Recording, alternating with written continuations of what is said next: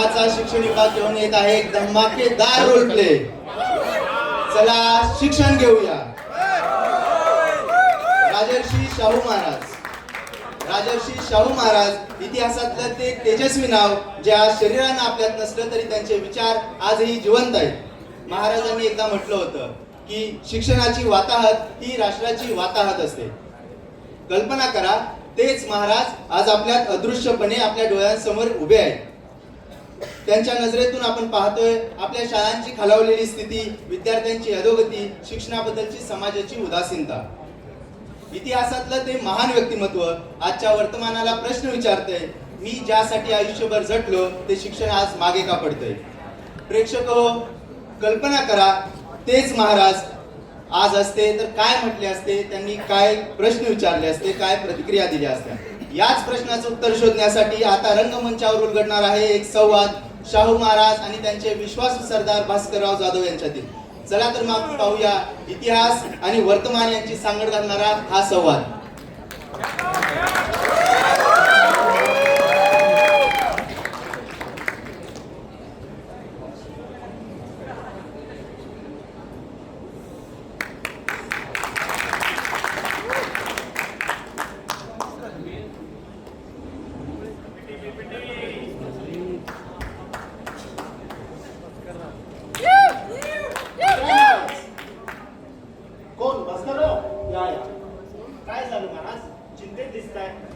अहो चिंतेचाच विषय आहे.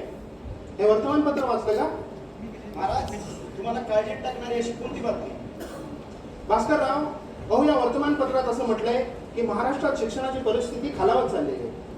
अहो 5वीच्या मुलाला दुसरीचं वाचता येत नाही. अहो काही ठिकाणी पावसाळ्यात भिंती पडून मुलांचे जीव सुद्धा गेलेत. भास्करराव, अहो काही ठिकाणी तर मुलींसाठी स्वच्छतागृह सुद्धा नाही. भास्करराव, काय चाललं आहे हे राज्यात? महाराज, या वृत्तपत्रांमधील बातम्यांवरती विश्वास ठेवून आपण आपले मत बनवू नये.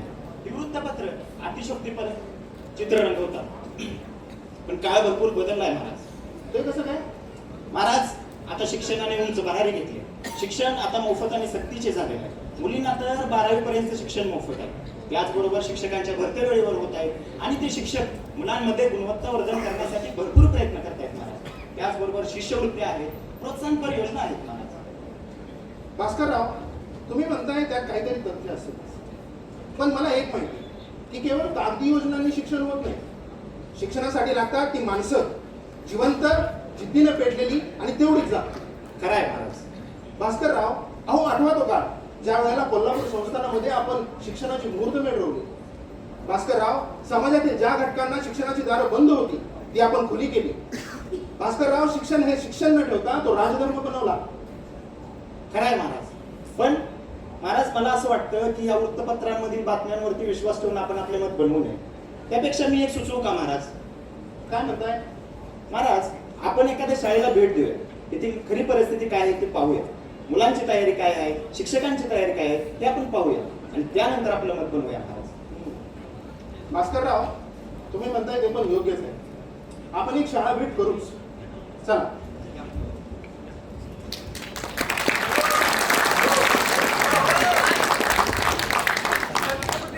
राजदरबारात शाहू महाराजांनी शिक्षणाच्या दिशेवर चिंता व्यक्त केली. पण ती खरंच इतकी वाईट स्थिती आहे का की भास्करराव म्हणतायत तसं वर्तमानपत्र खोटं चित्र रंगवतात? हे जाणून घेण्यासाठी महाराज आणि भास्करराव अदृश्यपणे डोकावत आहेत एका जिल्हा परिषदेच्या शाळेत. पाहूया महाराजांनी जसं शिक्षित महाराष्ट्राचं स्वप्न पाहिलं होतं तसंच शाळेत परिस्थिती आहे का, की इथे आहे तोच गोंधळ, तीच उदासीनता. चला तर मग जाऊया त्या शाळेत आणि पाहूया महाराष्ट्राचं भविष्य खरंच घडतंय की बिघडतंय.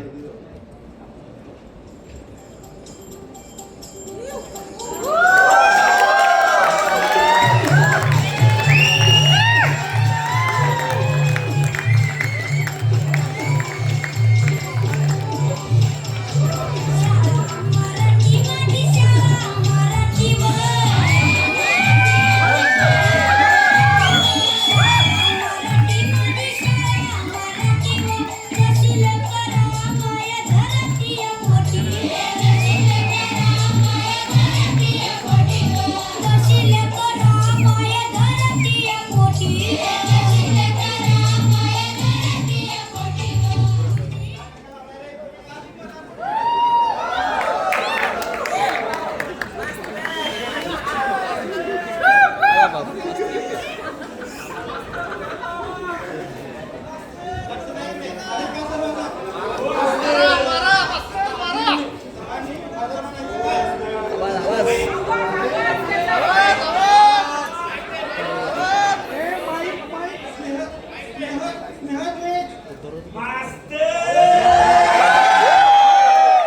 शाहरुख खान लावून गेला बस काय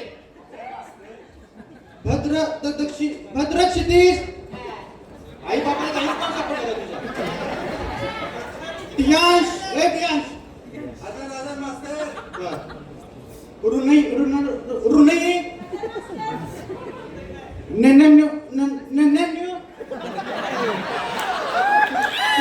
तुला तरी तुझं नाव बोलता येते काय रे आई बाप काय बी नाव उडकून काढते चिन्मयी मृण्मयी कॉम्बो मध्ये हजेरी देता काय ठीक आहे प्रजन्य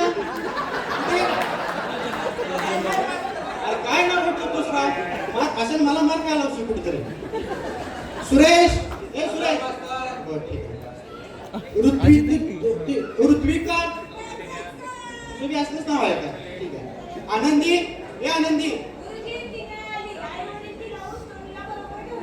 आज पण गेली का ऊस तोडलीला दरवर्षी हीच कोंब आहे तिची अशा नाव शिकून ऊसच तोडते वाटते ठीक आहे रूपा अहो मास्तर मागच्या आठवड्यात तिचं लग्न झालं ना आमच्या शेजारी बसून बुंदी नाही का खाल्ली तिने हे गाढवा सांगायचं असतं काय बुंदी गोड होती सोडा पण ठीक आहे भीमा भीमा कुठं आहे?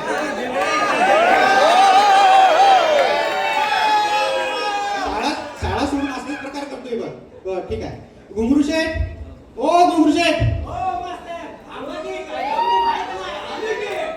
या दुपारच करतोस ठीक आहे मला माता लक्ष द्या हजेरी झाली आता पुढचा तास भूगोलाचा होईल लोकांनी सर तो तास घेतील सर्वांनी शांत बसायचं तो सरीपर्यंत अभ्यास करत बसेल दंगा करायचा चला.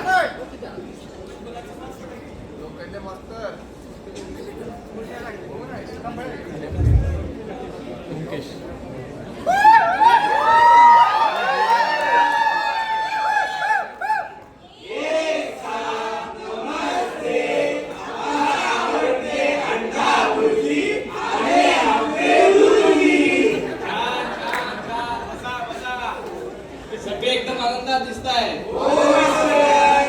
आज आपल्या भूगोलाच्या तासात कोणता धडा घेणार आहे आपण माहिती आज आपण बघणार आहोत खंडग्रास सूर्यग्रहण रे डोंगरू गबरे चला लिहायला सुरुवात करा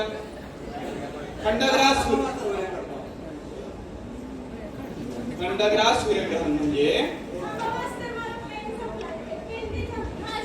एक पीएच पेन आहे का तुझ्याकडे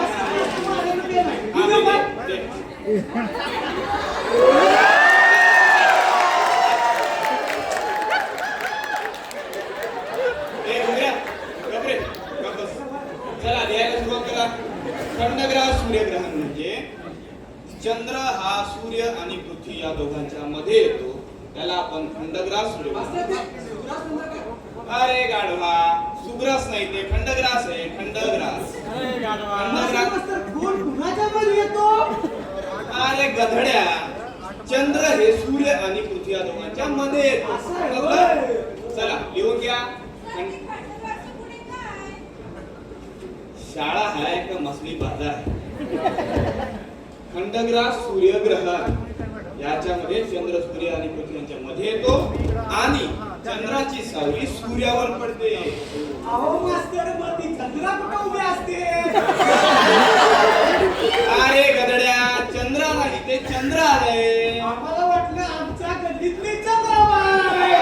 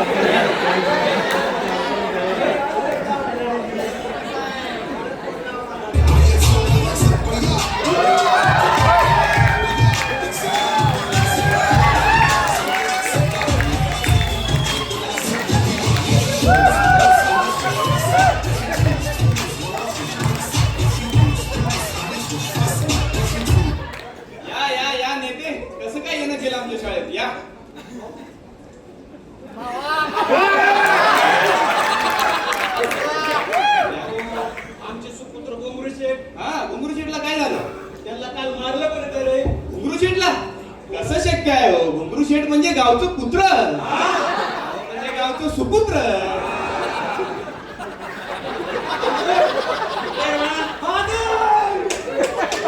कुणी मारलं रे बाळा तुला? ह्या मास्कुराने मारलं मला.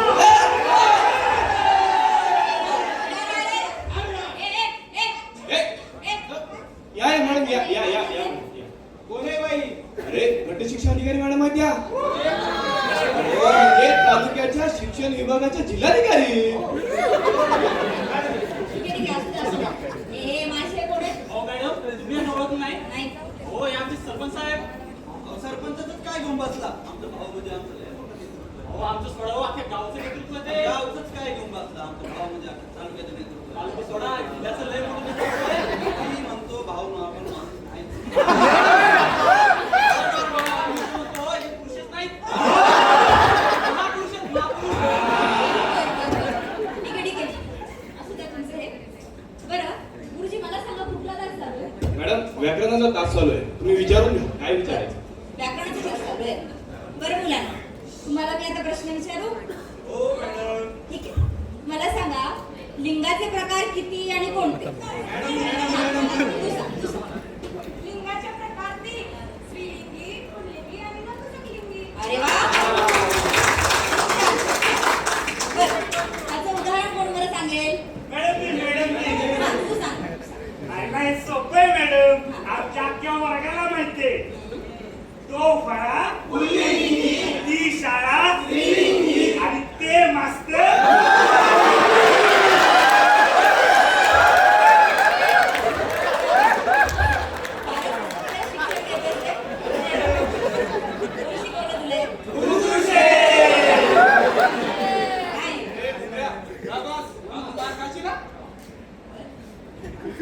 मॅडम व्याकरण जाऊ द्या, तुम्ही चित्रकला विचारा. आमची मुलं चित्रकलेमध्ये जास्त हुशार आहेत. बरं ठीक आहे. चित्र कोणी काढलंय का? मी चित्र काढलंय. तू दाखव की. तू दाखव बरं, तू दाखव.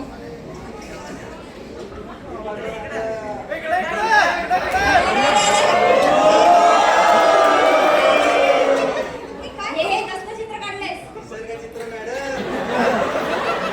अरे निसर्ग चित्रात पानं, फुलं, फळं हवेत, हिरवळ हवी हे तू काय म्हणतेस?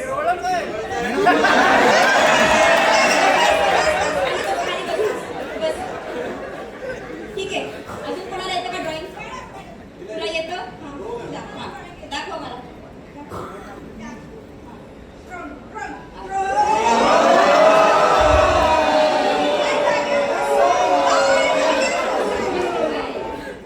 मॅडम आम्ही प्रयत्न करतो मॅडम, चाललाय प्रयत्न.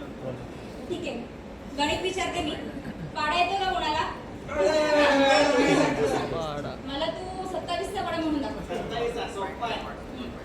27 एके 27, 27 दोन्ही 27 नी.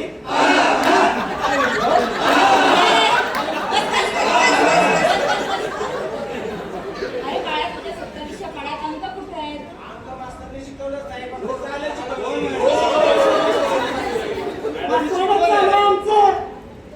शिकवलंय की त्याला पाडेपास. गुरुजी काय उत्तर देताय ती मुलं? नेमकं काय शिकवलंय काय तुम्ही? म्हणजे ह्यांची गुणवत्ता इतकी ढासाळी आहे की तुमच्या शिकवण्यावरच प्रश्नचिन्ह निर्माण होतं.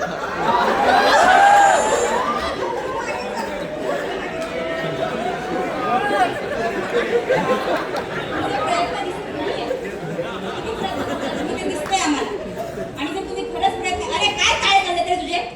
गप्प बस ना जरा. का शिकवताय तुम्ही मुलांना?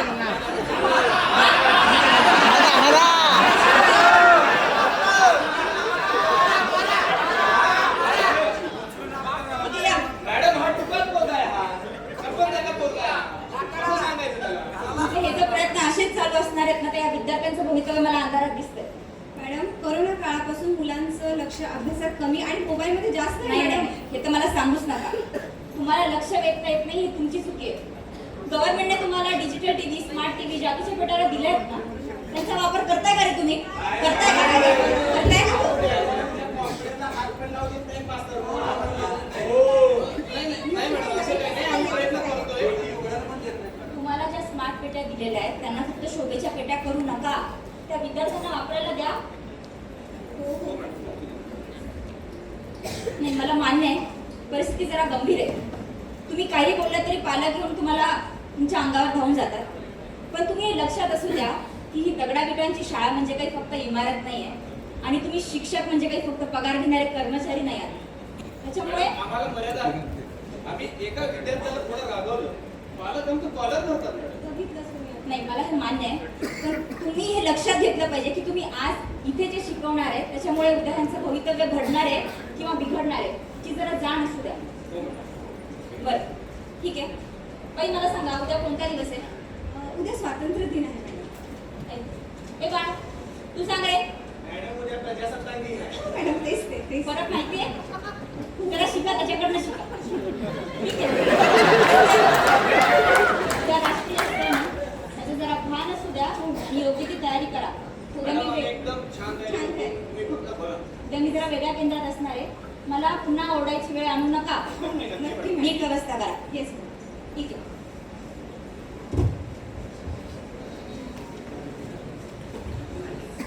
अरे रे रे, आपण नुकतंच पाहिलं शाळेत मुलांना साधे पाढे येत नाहीत, शिस्त नाही, शिकण्याची गोडी हरवली आणि आता तर गावातल्या शाळेत गट शिक्षणाधिकारी मॅडमनी शिक्षकांना स्पष्ट सूचना दिल्या.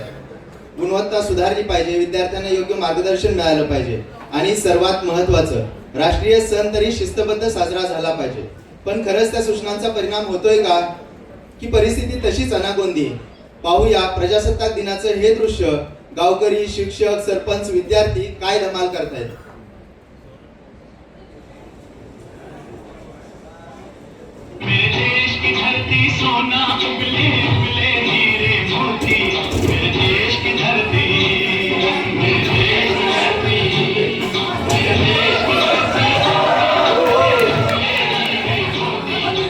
विद्यार्थ्यांना विनंती आहे की विद्यार्थ्यांनी रांगेत राहावं.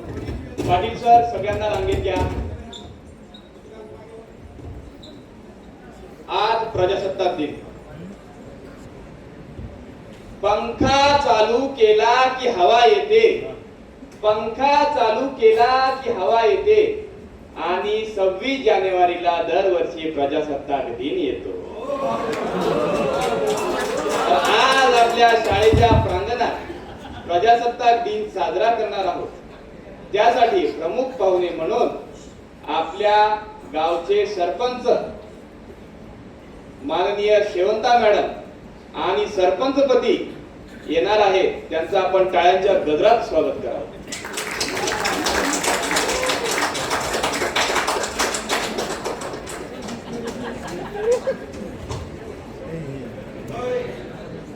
उठा, इथं काय माग बसा.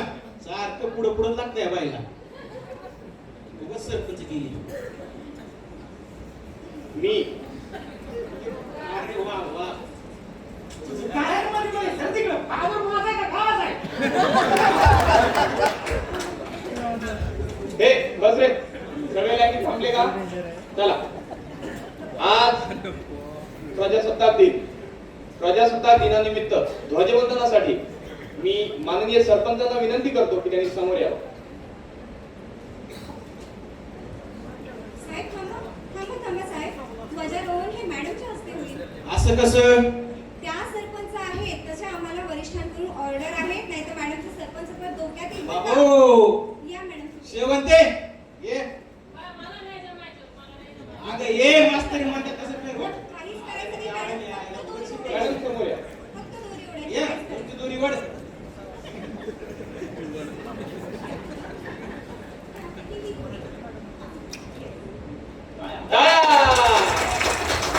भारत माता की जय. भारत माता की जय. भारत माता की जय.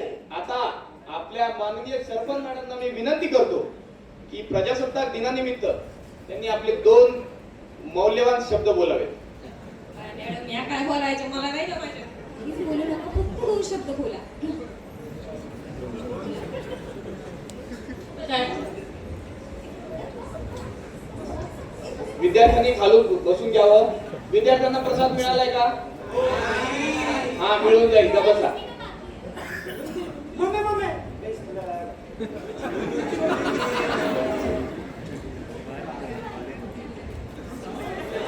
आदरणीय झेंडा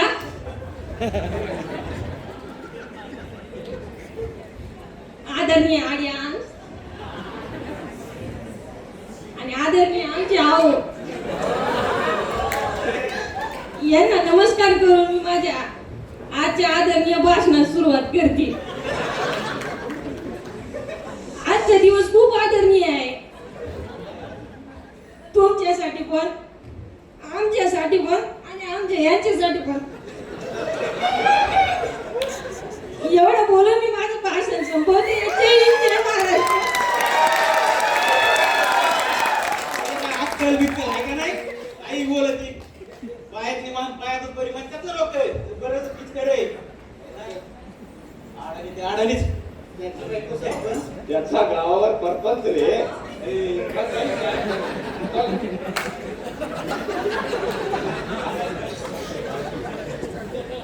तर आता कार्यक्रम संपला असं मी जाहीर करतो. सगळ्यांनी आपापल्या घरी जावं आणि घरीच प्रसाद मिळेल तुम्हाला.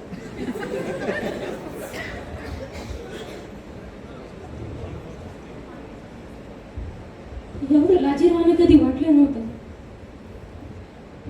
बोलायची इच्छा होती पण बोलायला शब्दच ना. 7 जन्माची साथ देणारा माझा धनीच मला आज पुच्छ देतोय. एवढी छोटी छोटी लेकरं पण माझ्यावर हसल्या. नाव माझं आहे, पद माझं आहे, खुर्ची पण माझ्याच, पण सत्ता त्याची का?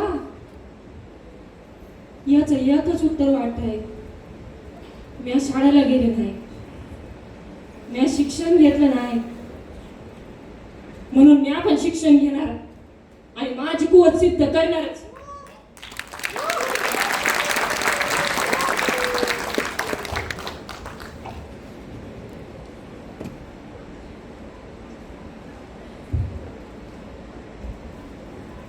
पाहिलं भास्करराव, अहो आपण वर्तमानपत्रात जे वाचलं त्याच्यापेक्षा काही परिस्थिती तर वेगळी नाही. खरंय महाराज. मला असं वाटत होतं की वर्तमानपत्र अतिरेकी चित्र रंगवतात, पण आज जे आपण पाहिलं ते आपण पूर्वी जे स्वप्न पाहिलं होतं त्याच्या एकदम विपरीत आहे महाराज. बरोबर आहे भास्करराव. अहो इथं मूल्यांचा खेळ खंडोबा झाला. शिस्तीची उणीव पूर्णपणे जाणवते आणि वैचारिक घसरण ती तर थांबेनाशीच झाली. भास्करराव, अशाने शिक्षण होत नाही, अशाने समाज शिक्षित होणार नाही. अहो एवढंच काय, सामाजिक बांधिलकी जपणारे नागरिकही निर्माण होणार नाही. एवढं तर सोडा, माणुसकी जपणारी माणसं सुद्धा आपल्याला घडवता येणार नाही. खूपच लाजिरवाणं आहे. खरंय महाराज, पण यावर आता उपाय तरी काय? उपाय आहे भास्करराव, उपाय आहे. अहो ही मुलं म्हणजे चिखलाचे गोळे. त्यांना आकार द्यावा लागतो, त्यांना घडवावं लागतं आणि त्याच्यासाठी त्यांना आकार देणारे हात महत्वाचे आणि ते हात मजबूत करणं आपली जबाबदारी आहे. तुम्ही एक काम करा, ते शिक्षक आणि अधिकारी त्यांना बोलवून घ्या. शिक्षक आणि अधिकाऱ्यांना बोलवून घ्या.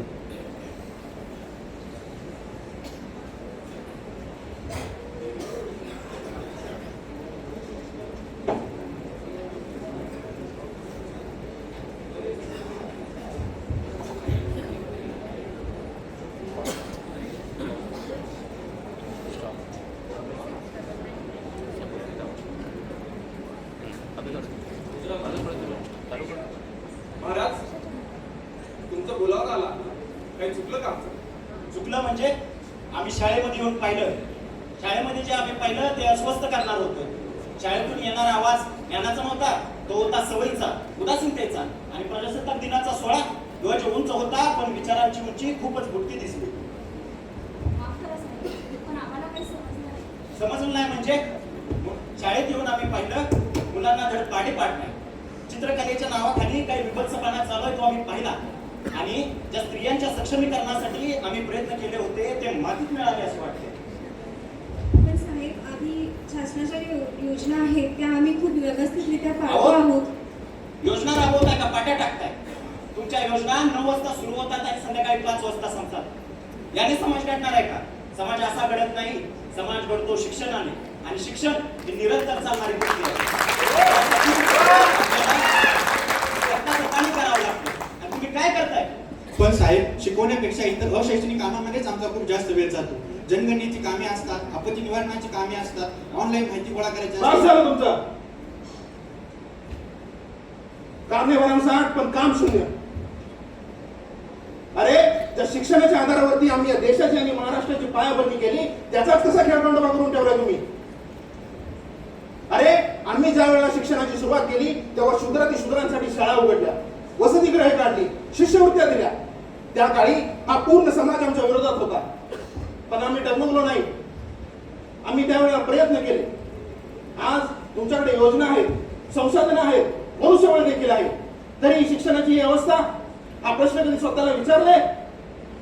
अरे आठवा, आम्ही भीमरावांना शिष्यवृत्ती दिली, त्यांना इंग्लंडला पाठवले शिकण्यासाठी, पण आजचा भीमा चौकात झेंडे विकतो.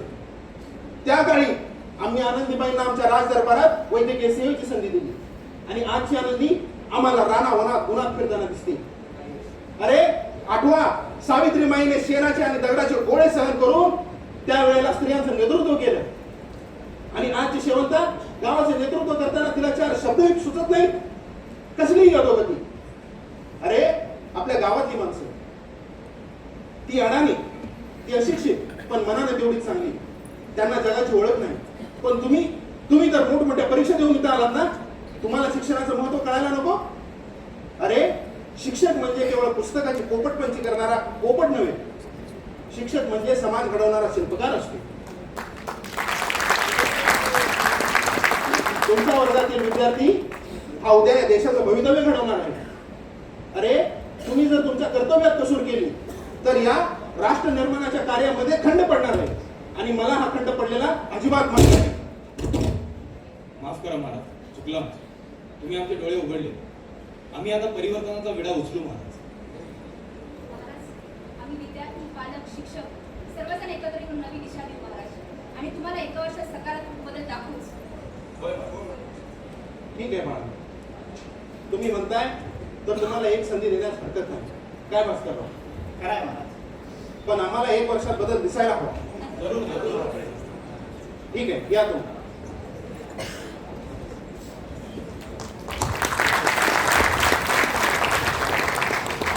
आपण आत्ताच पाहिलं, राजर्षी शाहू महाराजांनी शिक्षक आणि अधिकाऱ्यांना खडे बोल सुनावले. त्यांच्या शब्दांनी शिक्षकांच्या अंतर्मनात जागृतीही झाली. शिक्षकांनी मान खाली घालून स्वीकारलं की महाराज आम्ही चुकलो, आजपासून परिवर्तनाचा विडा उचलतोय. अधिकाऱ्यांनी ही जबाबदारी स्वीकारली. शाळा, शिक्षक, पालक सर्वांना सोबत घेऊन नवी दिशा देऊ असं आश्वासन दिलं. महाराजांच्या उपदेशानं आता एक नवा अध्याय सुरू होतोय. जिथं चुकांची जाणीव होते तिथेच सुधारणा करता येतात. प्रेक्षक हो, पाहूया आता हे शिक्षक आणि अधिकारी खरंच काय बदल करतायत, त्यांच्या प्रयत्नांनी शाळेचं चित्र कसं बदलतंय.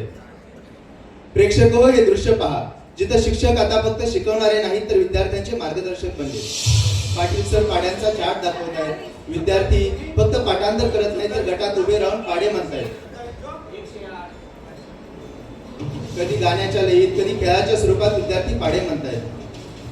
प्रेक्षक हो, शिक्षणात हा नवा अध्याय सुरू झालाय. शिक्षण केवळ पुस्तकापुरतं मर्यादित राहिलं नाही.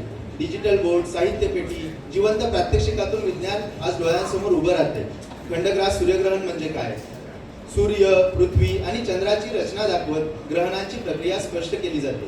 विद्यार्थ्यांच्या डोळ्यात उतरलंय, मनात आकाशातील अद्भुत घटनांचं वैज्ञानिक उत्तर आहे. प्रेक्षक हो, हे दृश्य पहा, डिजिटल शिक्षण. हे दृश्य सांगते की शिक्षण काळाबरोबर बदललं नाही तर आपण काळाला घडवू शकत नाही.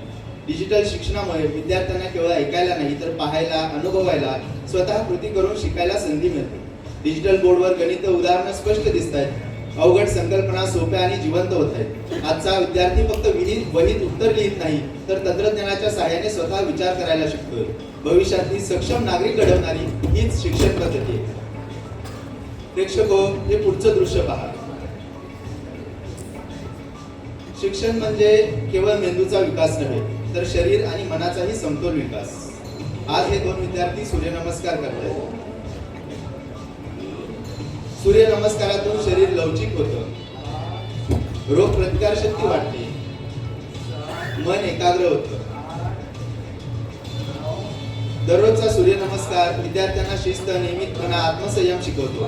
खेळातनं सहकार्य, संघभावना वाढते, कारण निरोगी शरीरातच निरोगी विचार जन्म घेतात. प्रेक्षक हो, आपण पाहिलं होतं की काही शाळाबाह्य मुलं होती शिक्षणाच्या मुख्य प्रवाहापासून दूर गेलेली. तुम्हाला तो भीमा आठवतो का? चौकात झेंडे विकणारा, मागच्या प्रजासत्ताक दिनी चौकात झेंडे विकणारा भीमा आज पुन्हा वर्गात आलाय. आज तोच भीमा शाळेच्या वर्गात नवीन अक्षर जोडतोय. कधी शिक्षकांनी, कधी मित्रांनी प्रेमळ वातावरणाने त्यांना बदलायला शिकवलंय. रस्त्यावर झेंडे विकणाऱ्या भीमाला शाळेनं आत्मविश्वास दिलाय, स्वतःवर विश्वास ठेवायला शिकवलंय. तो अक्षर ओळखतोय, स्वप्न पाहतोय, आपलं भविष्य घडवतोय. बालविवाह झालेली रूपा आठवते का? कधीतरी समाजाच्या रूढी परंपरांनी एका बालवहीन स्वप्नाचा घास घेतला होता. बालविवाहाच्या ओझ्याखाली शाळेची दारं बंद होती. ती रूपा आज तिच्या मुलीसह पुन्हा शाळेत आहे. यावेळी ती एकटी नाहीये. तिच्या हातात आहे लहानशी मुलगी आणि तिच्या डोळ्यात आहे नवं स्वप्न. रूपासाठी आज शिक्षण फक्त स्वतःपुरतं मर्यादित नाही. ती शिकते कारण तिला आपल्या मुलीचं भविष्य घडवायचंय. आज रूपा स्वतः वाचू शकते, लिहू शकते. शिक्षणानं तिला ताकद दिली, निर्णय घेण्याचा विश्वास दिलाय. सर्वात महत्वाचं, स्वतःच्या अस्तित्वाची जाणीव करून दिली. प्रेक्षक हो, उसाच्या रानात वणवण करणारी तीच आनंदी. आज ती आनंदी वर्गात आली. आनंदीचं आयुष्य कष्ट, उपासमार आणि कामातच अडकलं होतं. पण शिक्षणानं तिला नवं स्वप्न पाहण्याचं धाडस दिलं. आज आनंदी स्वतःचं नाव लिहू शकते, हिशोब करू शकते. हेच तर आहे शिक्षणाचं सामर्थ्य. कडूपणातून साखरेसारखं गोड आयुष्य घडवणारं. आणि तिच्या चेहऱ्यावर आता आत्मसन्मानाची झळक दिसते. मूकबधीर विद्यार्थी. मूकबधीर विद्यार्थ्यांचं शिक्षणाच्या मुख्य प्रवाहात आज तेही सामील झाले. प्रेक्षक हो, शिक्षण खरंच सर्वांसाठी आहे हे आज इथं सिद्ध होतंय. मूकबधीर विद्यार्थ्यांसाठी शब्दांचा आवाज नाही, पण भावनांची भाषा आहे. गट शिक्षणाधिकारी स्वतः पुढे येऊन हात वाऱ्यातून अक्षरं शिकवतायत, शब्द तयार करतायत, संवादाचा आत्मविश्वास देत आहेत. फक्त शिकत नाहीत तर समाजाशी संवाद करतायत. त्यांचं मौन आता आत्मविश्वासात बदलते. प्रेक्षक हो, हे फक्त परिवर्तन शाळेपुरतं नाही, समाजाच्या साठी परिवर्तनाची वाट आता आणखी पुढे सरकली. शिक्षण फक्त मुलांसाठी नाही तर गावातल्या प्रत्येकासाठी. म्हणूनच सुरू झाले प्रौढ शिक्षण. गावकरी, अगदी वृद्धही आता शाळेत येत आहेत. थरथरत्या हातांनी पाठीवर अक्षरं उठवत आहेत. त्यांच्या आयुष्याला नवा प्रकाश मिळतो. लहान मुलं वृद्धांना पुस्तकं शिकवत आहेत. मोठी मुलं त्यांना व्यवहार ज्ञान देत आहेत. बँकेत कसं जायचं, व्यवहार कसा करायचा, जगाचं व्यावहारिक ज्ञान त्यांना दिलं जातंय. तुम्हाला त्या सरपंच बाई आठवतात का, ज्यांनी आपला आत्मविश्वास गमावला होता, जिचं भाषण गावासमोर अडकलं होतं, पण तिनं ठरवलं होतं मी स्वतःला सिद्ध करणार. आज तीही या शिक्षणाच्या प्रवाहात सामील झाली. मुलांसोबत, गावकऱ्यांसोबत ती स्वतः शिकते. संविधानाचे अधिकार तिला समजावून सांगितले जात आहेत. तिच्या चेहऱ्यावर आता संकोच नाही तर दृढ निश्चय आणि आत्मविश्वास आहे. प्रेक्षक हो, हे दृश्य म्हणजे परिवर्तनाची अंतिम पायरी, जिथं मुलं, मोठी माणसं एकत्र शिकली. ज्ञानाचा प्रकाश प्रत्येक घरात, गावाच्या कोपऱ्यात पोहोचलाय. आत्मविश्वास हरवलेला सरपंच ही शिक्षणाच्या बळावर सिद्ध झालाय. शिक्षक, पालक, गावकरी, अधिकारी सगळे मिळून अधिकाऱ्यांच्या भविष्यासाठी काम करतायत. प्रेक्षक हो, हे दृश्य दाखवतं की शिक्षण ही फक्त शाळेची जबाबदारी नाही तर संपूर्ण समाजाची. आज आता बरोबर 1 वर्ष झाले मागच्या प्रजासत्ताक दिनाला. तोच प्रजासत्ताक दिन पुन्हा उजळतो. मागील वर्षी याच दिवशी याच व्यासपीठावर एक संकल्प घेतला गेला होता. एक निश्चयी आश्वासन राजर्षी शाहू महाराजांना दिलं होतं. शिक्षणात परिवर्तन घडवणार, गाव बदलून दाखवणार. त्या शब्दांना कृतीचं बळ लाभलेलं आपण पाहिलं. एका वर्षात दिनदर्शिकेची पानं बदलली नाहीत फक्त, तर शाळेचं चित्र बदललंय, विद्यार्थ्यांचा आत्मविश्वास बदललाय, संपूर्ण गावाचा चेहरा मोहरा बदललाय. शिकवणारे शिक्षक मुलांसाठी दीपस्तंभ झालेत. चला तर पाहूया आनंदाचं, समानतेचं, संधीचं ज्ञानमंदिर बनलेलं ती शाळा. पाहूया परिवर्तनाचा तो प्रजासत्ताक दिन. स्वागतम स्वागतम सुस्वागतम. आज प्रजासत्ताक दिन. प्रजासत्ताक म्हणजे देशाची लोकशाही ही नागरिकांच्या हातात आलेली असते. तर असा हा पवित्र सोहळा आपल्या शाळेच्या प्रांगणात आपण साजरा करत आहोत. तर यासाठी गावच्या कर्तृत्ववान सरपंच, राष्ट्रपती पुरस्कार प्राप्त अशा यशस्वी सरपंच माननीय शेवंता मॅडम यांना मी विनंती करतो की त्यांनी येऊन आसनस्थ व्हावं आणि आपण सगळ्यांनी त्यांचं टाळ्यांचा गौरव करावा.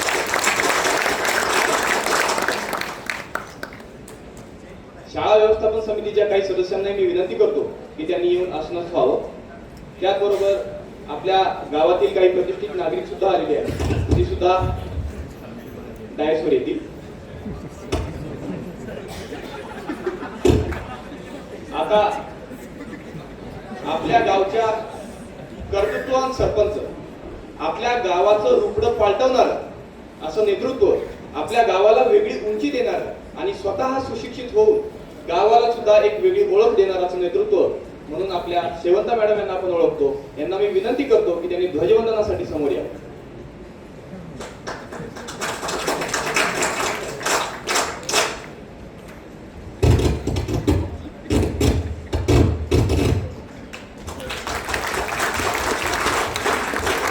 भारत माता की जय, भारत माता की जय, भारत माता की जय.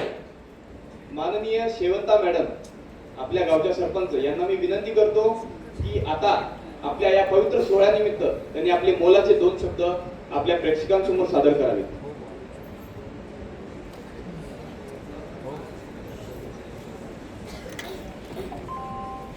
धन्यवाद सर.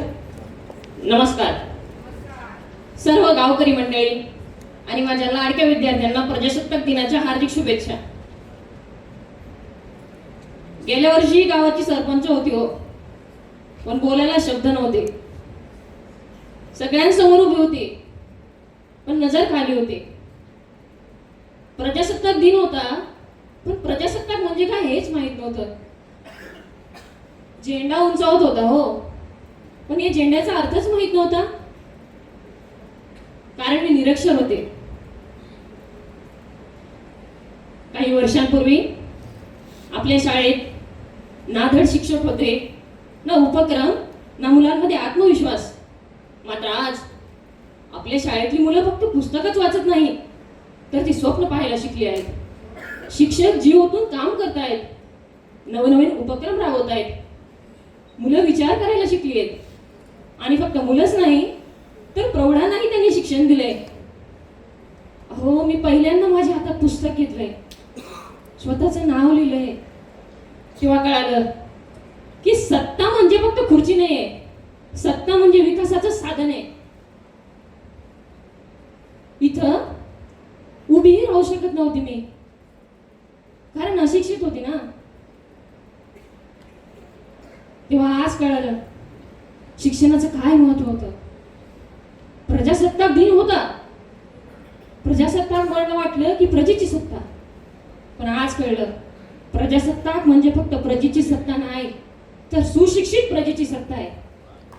तर आपल्याला महात्मा ज्योतिबा फुले, राजश्री शाहू महाराज, डॉक्टर बाबासाहेब आंबेडकर यांच्या स्वप्नातील महाराष्ट्र घडवायचा असेल तर प्रत्येक घरात अक्षरांचा दिवा पेटलाच पाहिजे.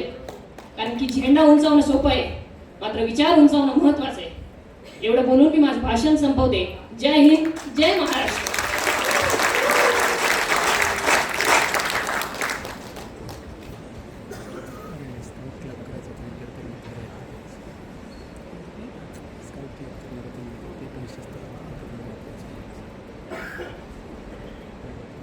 पाहिलं भास्करराव, अहो विचारांना कृतीची जोड मिळाली की परिवर्तन घडते. अहो ही शाळाबाह्य मुलं आज पुस्तक घेऊन देश घडवायला निघाले आणि हे सगळं शक्य झालं ते विचारांना कृतीची जोड मिळाल्या. महाराज, हे फक्त तुमच्यामुळे शक्य झालं महाराज. नाही भास्करराव, हे माझ्यामुळे नाही, हे सामाजिक प्रयत्नांमुळे. अहो राजा केवळ हुकूम देऊ शकतो, पण परिवर्तन जर घडवायचं असेल तर समुदायाची गरज पडतेच. ते म्हणतात ना, गाव करेल ते राव काय करेल. खरं आहे महाराज. महाराज, हे बदललेले चित्र पाहून तुम्हाला कसं वाटतं? भास्करराव, खरं सांगू का, मनाला एक समाधान वाटते. आपली जबाबदारी थोड्याफार प्रमाणात कमी झाली असंही वाटते. डोक्यावरचं ओझं खांद्यावर आलं.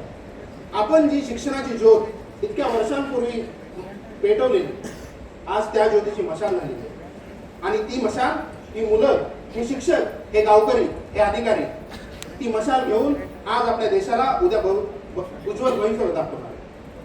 खरं आहे महाराज, तुमच्या या प्रयत्नात आम्ही सर्वजण तुमच्या सोबत आहोत आणि ही शिक्षणाची मशाल आम्ही कधीच विझू देणार नाही.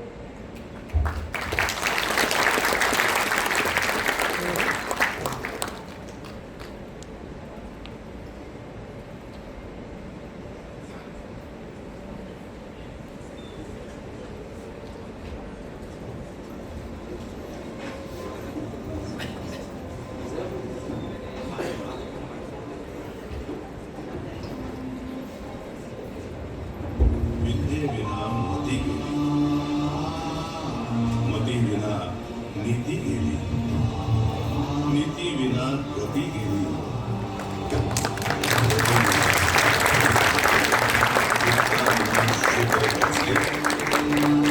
इतके अनर्थ एका अविद्येने केले. म्हणून शिका, संघटित व्हा आणि संघर्ष करा.